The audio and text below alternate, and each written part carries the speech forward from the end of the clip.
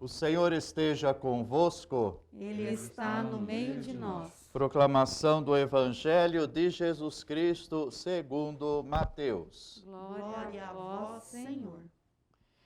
Jesus disse aos discípulos: Em verdade vos digo, dificilmente um rico entrará no reino dos céus. E digo ainda, é mais fácil um camelo entrar no buraco de uma agulha do que um rico entrar no reino de Deus. Ouvindo isso, os discípulos ficaram muito espantados e perguntaram: Então, quem pode ser salvo? Jesus olhou para eles e disse: Para os homens isso é impossível, mas para Deus tudo é possível. Pedro tomou a palavra e disse: Vê, nós deixamos tudo e te seguimos. O que haveremos de receber? Jesus respondeu: Em verdade vos digo, quando o mundo for renovado e o Filho do Homem se sentar no trono de sua glória, também vós que me seguistes havereis de sentar-vos em 12 tronos para julgar as 12 tribos de Israel. E todo aquele que tiver deixado casas, irmãos e irmãs, pai, mãe, filhos, campos, por causa do meu nome, receberá 100 vezes mais e terá como herança a vida eterna. Muitos que agora são os primeiros serão os últimos, e muitos que agora são os últimos serão os primeiros. Palavra da salvação. Glória a vós, Senhor.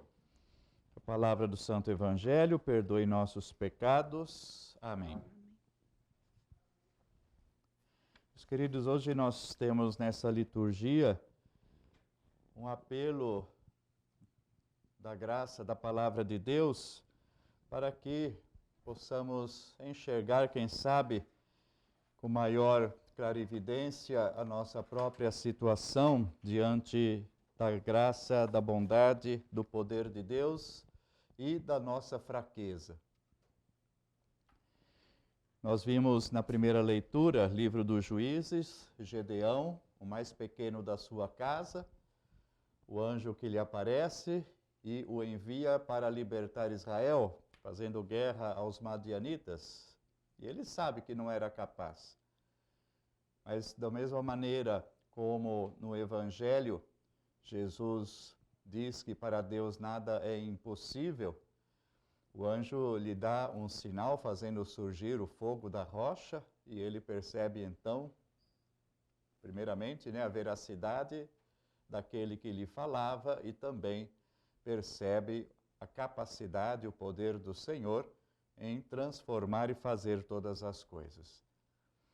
E o Evangelho, depois, como continuação daquele que escutamos ontem, do jovem que se aproxima, quer ser melhor, pergunta a Jesus o que é bom fazer, mas não é capaz de dar o passo principal, não principal, porque ele, na verdade, observava os mandamentos, que é para todos nós o principal, mas não foi capaz de dar um passo a mais, de deixar todas as coisas, então, como o Evangelho continua, então, falando hoje, e estar mais próximo de Jesus. Ele se retira triste, nós escutamos, porque tinha muitas posses, não queria se desfazer delas. E quem é que de nós que tem essa coragem? Mas Pedro fala, em nome dos 12, nós largamos tudo para te seguir. E daí Jesus, então, faz a promessa da vida eterna e de 100 vezes mais nesta vida aquilo que deixamos pelo seu nome. Então eu quero refletir que na nossa vida nós temos esses desafios que Deus nos coloca e precisamos crescer na confiança, na providência. Pelas nossas próprias forças não somos capazes de quase nada. Mas por aquilo que Deus quer agir em nós, e nós com Ele e Ele conosco, aí sim poderemos realizar coisas admiráveis, coisas que nos parecem impossíveis, mas que para Deus não. Então, se de um lado nós devemos cultivar constantemente a virtude da humildade, não nos achando, né, grande coisa, digamos assim, não querendo, como é uma febre hoje em dia, que a gente pareça isso ou pareça aquilo, né, porque são tudo aparências de fato, né? Quando a gente quer se engrandecer diante dos demais por vaidade ou por prepotência, pior ainda, né, na violência, de tantas formas que testemunhamos a cada dia. Então, a humildade, que é a verdade de nos colocar como criaturas realmente limitadas e sermos, com os demais, com quem convivemos, pessoas verdadeiras, pessoas puras, né, de coração vazio e ao mesmo tempo aberto para receber a cada um, em nome de Deus, com carinho, e nos ajudando, em vez de ficarmos julgando um ao outro, né, nos comparando, nos condenando. Quem somos nós para isso?